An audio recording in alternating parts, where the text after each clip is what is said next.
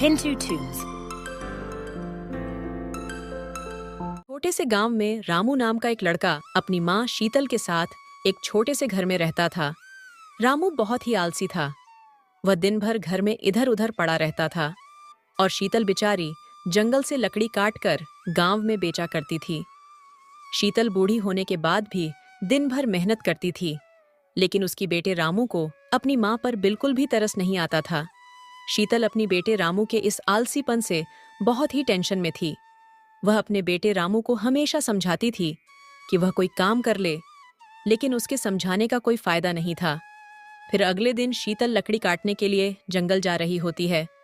तभी उसकी एक पड़ोसन फरीदा उससे कहती है, अरे माँ जी, आप हमेशा ही इतनी मेहनत करती हो, इतनी धूप में जंगल से लकड़ी काटकर बाजार में बेचती हो। काश रामू को भी अपनी माँ पर दया आई होती। माँ जी, ये आपका कैसा बेटा है जो उसको अपनी माँ पर बिल्कुल भी दया नहीं आता। मैं क्या ही करूं बेटी, मैंने सब करके देख लिया, लेकिन कोई फायदा नहीं। वह मेरी बात सुनता ही नहीं। शायद भगवान ने मेरी किस्मत ऐसे ही लिखी है। अब मैं चलती हूँ बेटी, नहीं तो शाम हो जाएगी।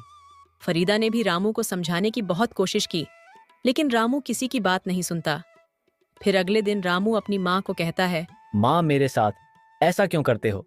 क्या मुझे आप अपना बेटा नहीं मानते हो? क्या अगर नहीं मानते तो जन्म ही क्यों किया? क्या हुआ बेटा, मैंने क्या कर दिया जो तू मुझ पर इतना गुस्सा कर रहा है? गुस्सा ना करूं तो और क्या करूं? तुम पड़ोसन से जो मेरी चुगली करती रहती हो कि मैं दिन भर घर में सोता रहता हूं, काम नहीं करता, सारे गांव में बदनाम करके रखा है आपने मुझे। लोगों ने जो देखे हैं वही तो बोल रहे हैं। तू कुछ भी काम नहीं करता है और दिन भर घर में सोता रहता है। मैं अगर आपके ऊपर बोझ हूं तो बता दीजिए ना, मैं चला जाऊंगा। मैंने तो ऐसा नहीं बोला। तू मेरी बातों का उल्टा मतलब क्यों निकलता है? मैं दिन भर जंगल से गांव घूमती हूँ और गांव से जंगल मैं अब बूढ़ी हो चुकी हूँ। तू थोड़ी तो शर्म कर ले। मैं पूरी मेहनत करती हूँ कि घर में 4 पैसे ज्यादा आए, लेकिन तू कुछ भी काम नहीं करता, सिर्फ सोता रहता है। हमारी खेती भी ऐसे ही पड़ा हुआ है। अगर ऐसे ही हमारी खेती पड़ा रहेगा तो लोग हमारी खेती पर कब्जा कर लेंगे और हम ऐसे ही बैठे रह जाएंगे। माँ, तुम सिर्फ बेकार की बात कहती रहती हो। हमारी खेती पर ऐसे ही कौन कब्जा कर सकता है? और रही दूसरी बात, मेरे पिताजी ने मेरे लिए बहुत सारे धन दौलत छोड़कर गए हैं, फिर मुझे काम करने की क्या जरूरत? अरे कौन सा पैसा, जितने पैसे थे वह सब खत्म ही तो हो गए। हमारे पास वह खेती के जमीन के अलावा और कुछ नहीं है। तो तू कौन सी धन दौलत की बात कर रहा है? तुम मुझे अब गुस्सा दिला रहे हो। मैं जा रहा हूं अपने दोस्तों के पास। अगर थोड़ी देर में यहां पर रहा तो आपकी बकबक सुनकर मैं पागल हो जाऊंगा। शीतल के इतने समझाने के बाद भी वह नहीं समझता और वह वहां से चला जाता है और शीतल अपने किस्मत को ही कोच कर रोने लगती है। तभी वहां पर फरीदा आती है। माँ जी, आप ऐसे मत रोइए। हालांकि रामू को समझाना बहुत मुश्किल काम है, लेकिन माँ जी ऐसा कुछ करना होगा ताकि रामू की अक्ल ठिकाने आ जाए और वह काम करने लग जाए। लेकिन बेटी ऐसा क्या करे जो वह काम करने लग जाए? मैं तो सारी कोशिश करके थक चुकी हूँ, लेकिन कोई फायदा नहीं हुआ बेटी। माँ जी, आप चिंता मत करो। मैं जैसा जैसा कहती हूँ आपको करते जाना है। फिर देखना रामू आपकी कैसे कदर करने लगेगा, अपने खेत पर काम करने लगेगा। उसके बाद फरीदा शीतल को लेकर अपने घर चली जाती है।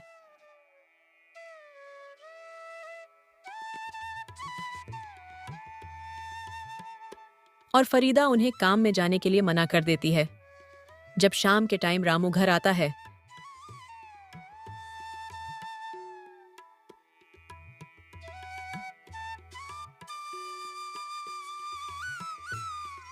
तब उसे माँ कहीं नहीं दिखाई देती है।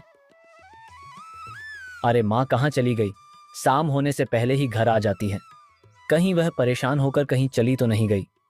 ऐसा नहीं हो सकता है, वह कभी मुझे छोड़कर नहीं जा सकती। फिर वो अपनी माँ को पूरे गांव में ढूंढने लगता है।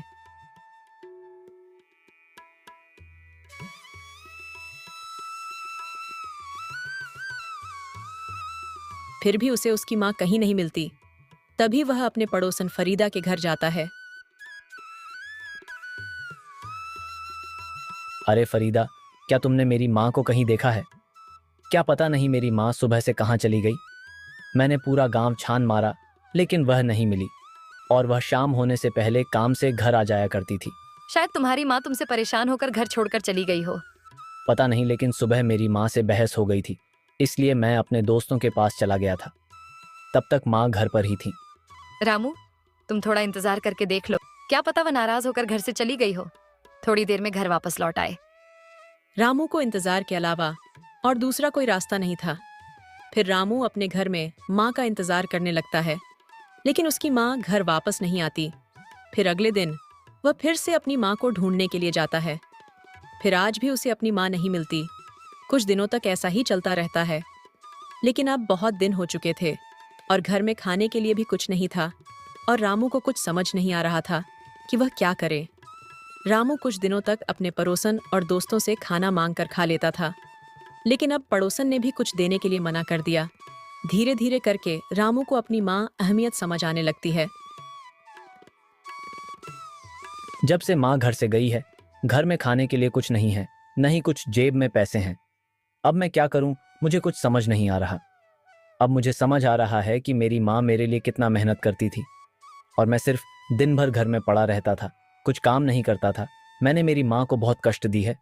मैंने अपनी माँ की कोई बात नहीं सुनी। बेचारी मेरी प्यारी माँ कहाँ चली गई। अब से मैं भी काम करूंगा। बस यही प्रार्थना है कि माँ घर वापस लौट आए। फिर अगले दिन रामू खेत में काम करने के लिए जाता है और वह अपने काम में लग जाता है और ऐसे ही 5 से 6 दिन तक वह अपने खेतों में मेहनत से काम करता है। और रामू को ऐसे ही काम करते देख फरीदा खुश हो जाती है और अपने घर जाकर शीतल से कहती है, माँ जी, आपको पता है रामू ने अपने खेतों पर काम करना शुरू कर दिया है। क्या तुम सच बोल रही हो? मेरा बेटा खेती में काम कर रहा है? हाँ माँ जी, मैं सच बोल रही हूँ। मैंने अपने आंखों से रामू को काम करते हुए देखा है। मुझे तो यकीन ही नहीं हो रहा है कि मेरा बेटा काम कर रहा है।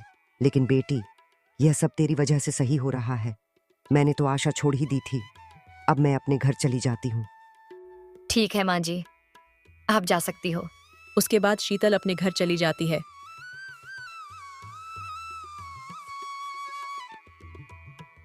और रामू के लिए खाना बनाने लगती है। फिर शाम के टाइम जब रामू अपने घर आता है और अपनी माँ को देखकर बहुत ही हैरान हो जाता है। माँ, आप मुझे माफ़ करो जो मैंने आपको इतनी कष्ट दी है, लेकिन अब मैंने अपना आलसपन छोड़ दिया है और खेती का काम शुरू कर दिया है। कोई बात नहीं बेटा, तूने अपना काम शुरू कर दिया है, यही मेरे लिए खुशी की बात है। लेकिन माँ, आप इतने दिन से कहाँ थे? मैंने पूरा गांव छान मारा, लेकिन आप नहीं मिली। बेटा, तू इन बातों को छोड़। तूने अपनी गलती को मान लिया, यही मेरे लिए बड़ी बात है। हाँ, मुझे यह भी पता है कि तूने कई दिनों से अच्छा खाना नहीं खाया बेटा। लेकिन माँ, यह सब आपको कैसे पता? फिर शीतल सारी बात अपने बेटे को बता देती है। फिर दोनों खाना खाने बैठ जाते हैं। दोनों बात करके खाना खाने ही वाले थे, तभी बाहर से आवाज आती है, अरे घर में कोई है, मुझे कुछ खाने को दे दो। क्या हुआ बाबा, आपको क्या चाहिए? बेटा, मैं पिछले 2-3 दिन से कुछ नहीं खाया, भूख के मारे चल भी नहीं पा रहा हूँ, मुझे कुछ खाने को दे सकते हो? फिर रामू बाबा को खाना खिला देता है। बेटा, तुमने मुझे खाना खिलाकर मुझ पर बहुत एहसान किया है। तुम बहुत ही नेक दिल इंसान हो। मैं तुम्हें 2 वरदान देना चाहता हूँ, तुम्हें जो भी चाहिए तुम वह मांग सकते हो। बाबा की इस बात को सुनकर रामू सोचने लगता है। जल्दी बताओ बेटा, मुझे जाना है भी तो है। रामू को जल्दी जल्दी में कुछ समझ नहीं आता, तभी वह कहता है, मुझे यह वरदान दीजिए कि अगर इस कुर्सी में कोई बैठे तो मेरे इजाजत के बिना इस कुर्सी से उठ नहीं पाए। अच्छा ठीक है बेटा, तुम्हारी यह इच्छा पूरी हो जाएगी, लेकिन बेटा तुम थोड़ा सोच समझ कर मांगो। बताओ, और तुम्हें क्या चाहिए? और क्या मांगू? क्या मांगू? हाँ, यह सही रहेगा बाबा। आप ऐसा करो कि मैं मेरे इस पौतली में जो भी डालूं मेरे इजाजत के बिना बाहर निकाल ना पाए। अच्छा ठीक है बेटा, जैसी तुम्हारी मर्जी, यह भी इच्छा पूरी हो जाएगी। ठीक है बेटा, अब मैं चलता हूँ, तुम सदा सुखी रहो। और बाबा वहां से चला जाता है।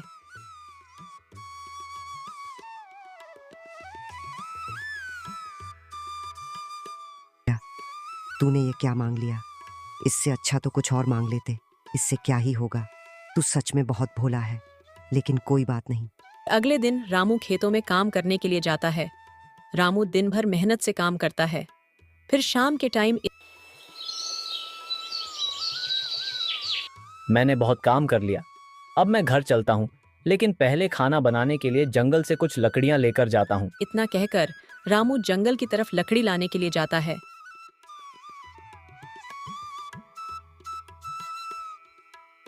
आधे रास्ते में उसे एक आदमी मिलता है। क्या हुआ बेटा? तुम अपनी माँ की बात को लेकर बहुत परेशान हो। ये बात सुनकर रामू हैरान हो जाता है। लेकिन आपको ये सब कैसे पता? रामू का ऐसा बोलते ही वह आदमी एक चुड़ैल में बदल जाती है। ये देखकर रामू डर जाता है। अरे तुम मुझसे मत डरो, मैं तुम्हें कुछ नहीं करूंगी। मैं तुम्हें बहुत सारे सोने के सिक्के दे सकती हूँ। ये बात सुनकर रामू सोचने लगता है। मुझे पता है, अगर कोई भी एक बार चुड़ैल के जाल में फंस गया तो वह बच नहीं सकता। लेकिन अभी जो मेरे घर के हालात हैं, उससे अच्छा तो मरना ही काफ़ी है। अगर माँ को सोने की सिक्के ले जाकर दूंगा तो वह बहुत ही खुश हो जाएगी। इसके लिए मुझे मरना ही क्यों ना पड़े। अरे तुम ज्यादा सोचना बंद करो, मैं तुम्हें बहुत सारा सोना दूंगी। लेकिन चुड़ैल जी, मुझे आपके लिए क्या काम करना होगा? तुम इस बात की टेंशन मत करो। तुम ये सोने के सिक्के ले जाओ और खूब खाओ पियो और मजे करो, और मैं 1 साल के बाद तुम्हें लेने आऊंगा और तुम्हें मेरे साथ जाना होगा। ठीक है चुड़ैल जी, मैं आपके साथ चला जाऊंगा। अभी मैं घर जाता हूँ ताकि मैं 1 साल तक अपनी माँ के साथ खुशी से रह सकूं। रामू चुड़ैल से सोने के सिक्के लेकर अपने घर चला जाता है। और ऐसे ही रामू का 1 साल बीत जाता है और चुड़ैल रामू को लेने के लिए आ जाती है।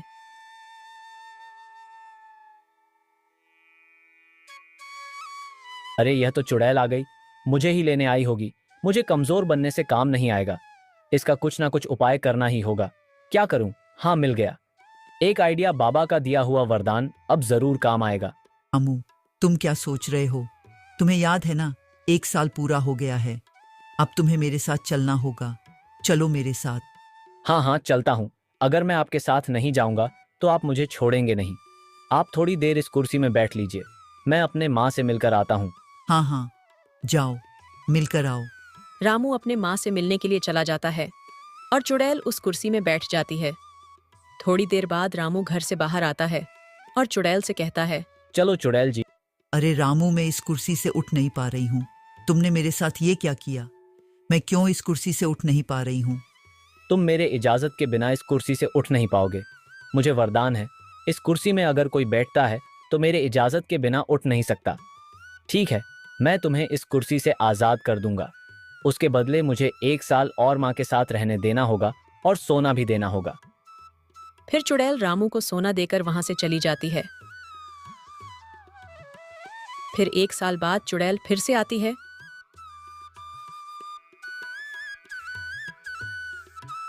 पिछली बार जब मैं आई थी तो रामू ने मुझे चालाकी से अपने जाल में फंसा लिया था।